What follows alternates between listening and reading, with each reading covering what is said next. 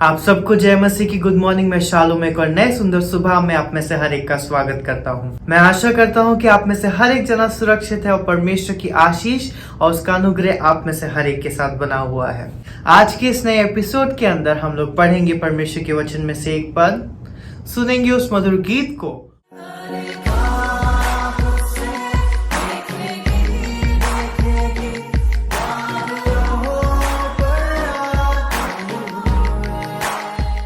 और उसके बाद बढ़ेंगे हमारे मेन वचन हमारे pastor reverend doctor Vijay Pal के द्वारा। तो आइए आज के इस दिन को शुरू करते हैं और आज का वचन पढ़ते हैं। Romans 15:13 May the God of hope fill you with all joy and peace as you trust in him, so that you may overflow with hope by the power of the Holy Spirit।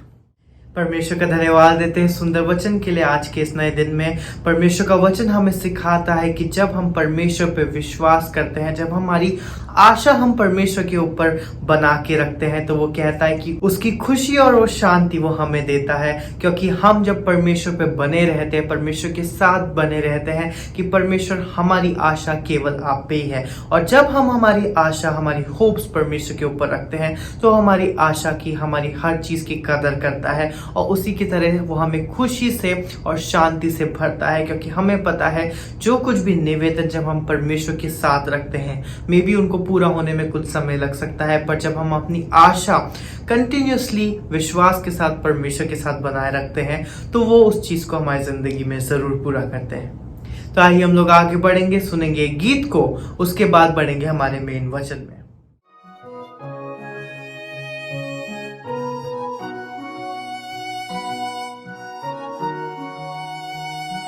Kalvari के पास खड़ा हो, खून की धारा देखता जा,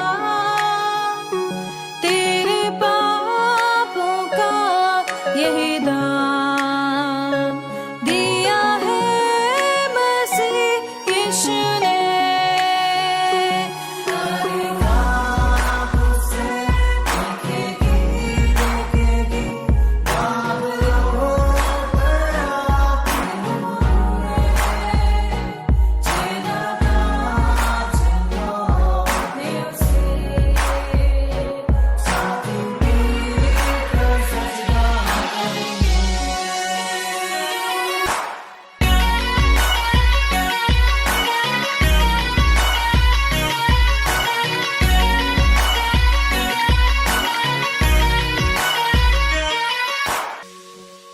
ये हुआ सब तेरे लिए, तूने भी उसे छेदा था, फिर भी प्यार से वो बुलाता। जाता क्यों नहीं तू उसके पास, फिर भी प्यार से वो बुलाता। जाता क्यों नहीं तू उसके पास।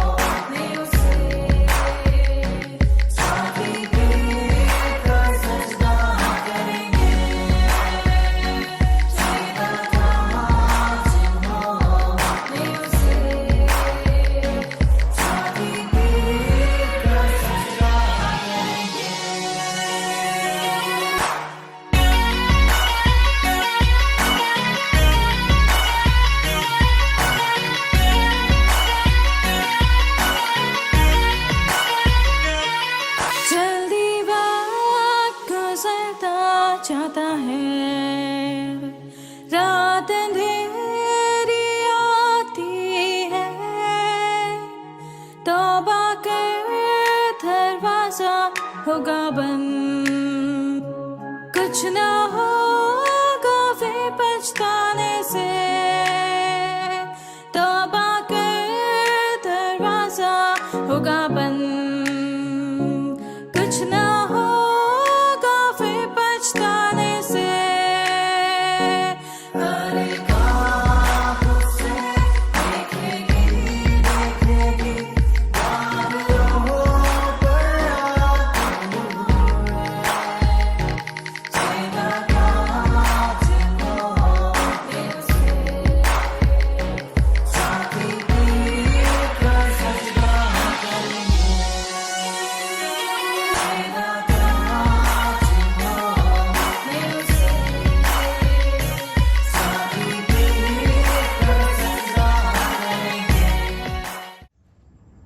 परमेश्वर को धन्यवाद देंगे आज की इस सुंदर सुबह के लिए।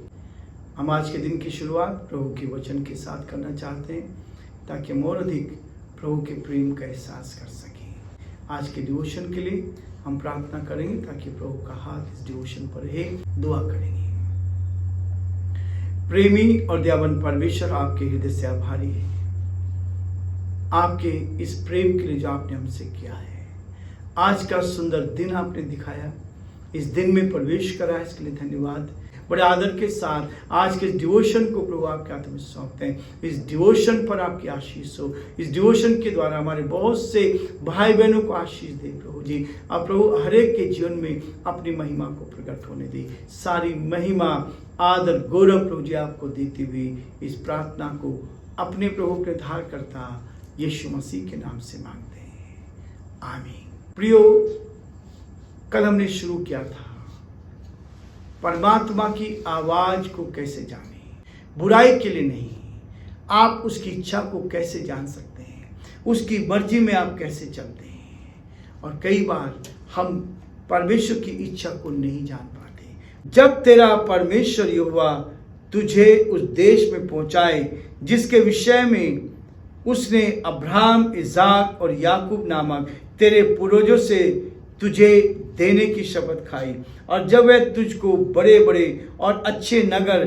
जो तूने नहीं बनाए, और अच्छे अच्छे पदार्थों से भरे हुए घर जो तूने नहीं भरे, और खुदे हुए कुएं जो तूने नहीं खोदे, और दाख की बारियां और जैतून के वृक्ष जो तूने नहीं लगाए, ये सब वस्तुएं जब वह दे और तू खा के तृप्त हो जाए, तब सावधान रहना, कहीं ऐसा ना हो कि तू यहोवा को भूल जाए जो तुझे दासों के घर अर्थात मिस्र देश से निकाल लाया है। आशीष देने वालों को याद करना है, जो आपको उत्तम से उत्तम आशीष देगा, जो आपको भले काम के लिए आगे बढ़ाएगा, जो आपके जीवन में उत्तम आशीष देगा।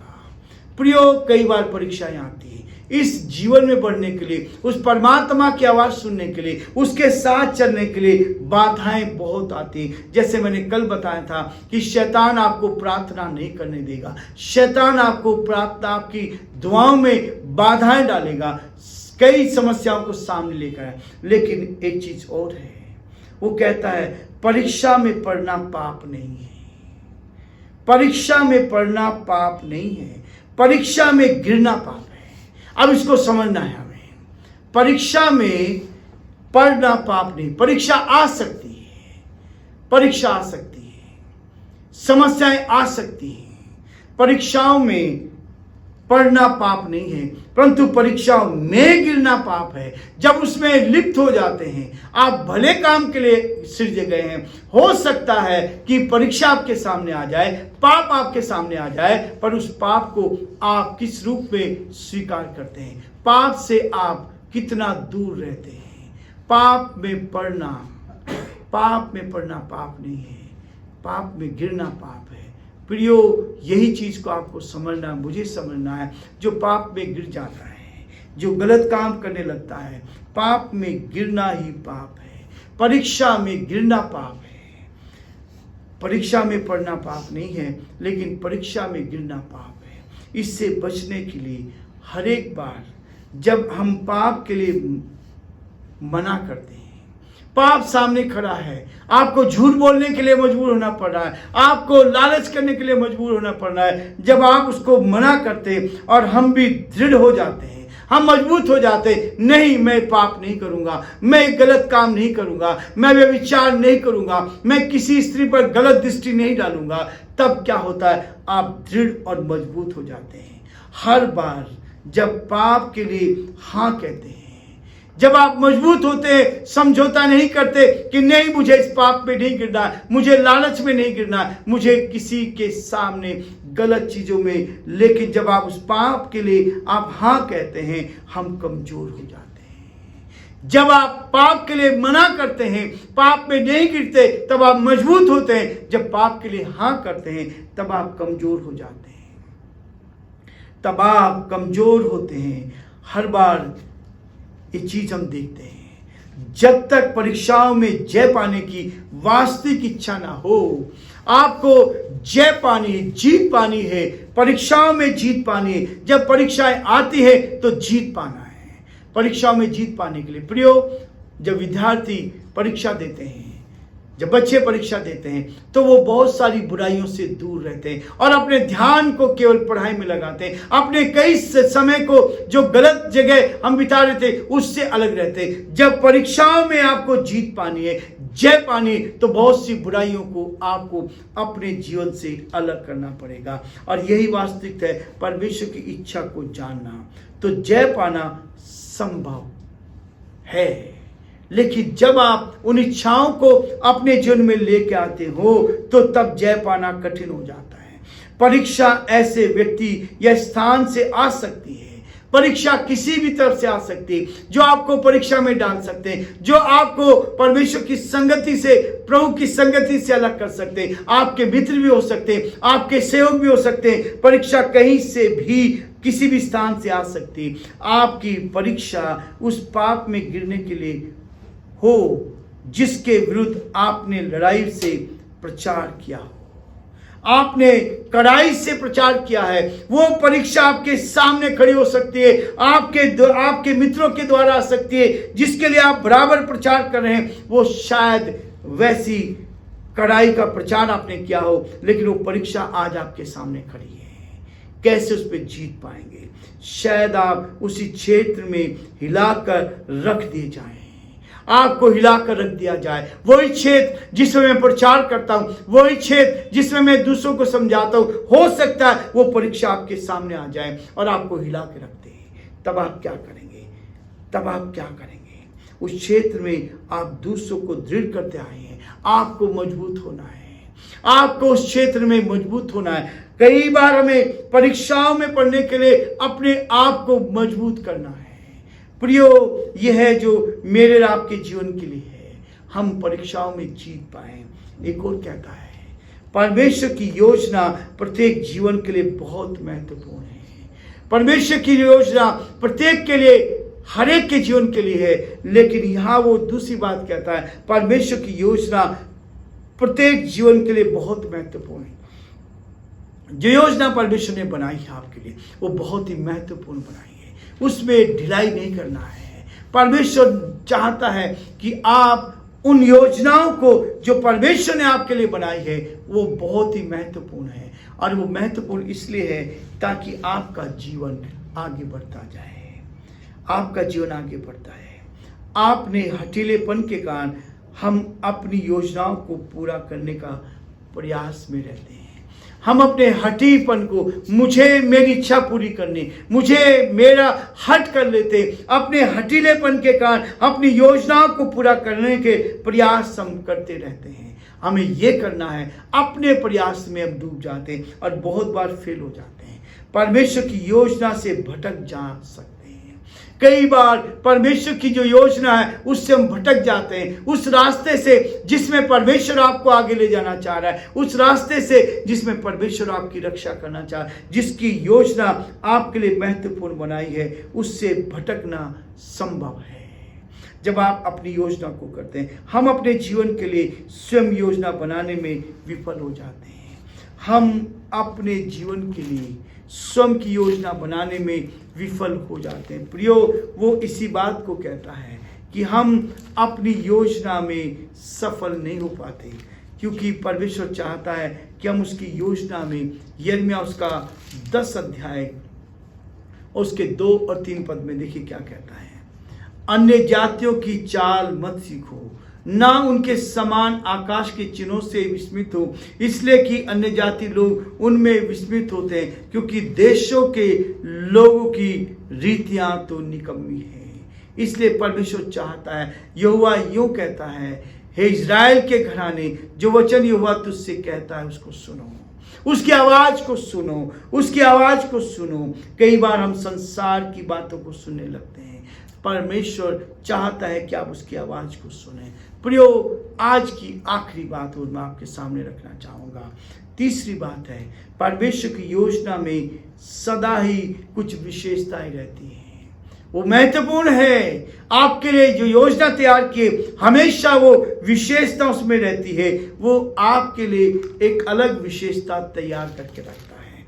आपके जीवन के लिए विशेषताएं हैं, भिन्नताएं हैं, जो आपकी उन्नति के लिए, आपके जीवन को आगे बढ़ाने के लिए, आपके कार्य को आगे बढ़ाने के लिए है। इसलिए वो कहता है पहला थिस्सलुनीको उसका 4 अध्याय, पहला थिस्सलुनीको 4 अध्याय और उसके 3 पद में परमेश्वर की योजना आपके लिए बहुत बड़ी है। और वो योजना ऐसी है जो परमेश्वर आपके लिए तैयार करता है ताकि आप प्रभु के साथ आगे बढ़ते जाएं और परमेश्वर की महिमा का कारण बनते जाएं और परमेश्वर के नाम को आप ऊंचा उठाते जाएं। यही प्रभु की योजना है, यही प्रभु की इच्छा आपके जीवन के लिए है। इसलिए वो हमें इस बात को कहता है कि उसका पहला थिस्सलुनीको 4 अध्याय और उसके 3 पद में कहता है, क्योंकि परमेश्वर की इच्छा यह है कि तुम पवित्र बनो। प्रियो, परमेश्वर चाहता है कि आप पवित्र बने और व्यभिचार से बचे रहो, व्यभिचार से बचे रहो। आज संसार में व्यभिचार बढ़ता जा रहा है। प्रियो, कितना भयंकर बातें हम पढ़ते हैं, देखते हैं। छोटे छोटे बच्चों के साथ बलात्कार होता है। वो कहता है तुम पवित्र बनो और व्यभिचार से बचे रहो। यदि ईश्वर की आवाज को सुनना है, परमात्मा की आवाज को सुनना है, तो पवित्रता के भागी बनना है। पाप से अलग होकर पवित्रता में भागी हो जाए। परमेश्वर के साथ पवित्रता का जीवन जीने के लिए प्रभु आपको प्रेरित करता है। ये वचन, ये बाइबल आपको मुझे इस बात के लिए कहती है कि वह विचार से बचे रहें और परमेश्वर की संगति में बने रहें। परमेश्वर के साथ जब आप जीवन जिए, पहला पत्रस उसका 2 अध्याय और उसके 15 पद में भी वो इसी बात को कहता है, क्योंकि परमेश्वर की यह इच्छा है कि तुम भले काम करने के द्वारा निर्बुद्धि लोगों की अज्ञानता की बातों को बंद कर दो। जो निर्बुद्धि लोग हैं, जो परमेश्वर की आवाज को नहीं सुन पा रहे, उनकी बुद्धि को बंद कर उनको ऊंचा उठाएं, उनको आगे बढ़ाएं और तब आप देखेंगे परमेश्वर आपको बहुत आशीष देगा और परमेश्वर का हाथ आप सब पर बना रहेगा। Thank you so much. अभी तक आप लोग हमारे साथ बने रहे। परमेश्वर का हाथ और उसकी आशीष आप और आपके परिवार के साथ बनी रहे। Have a nice day. God bless you all.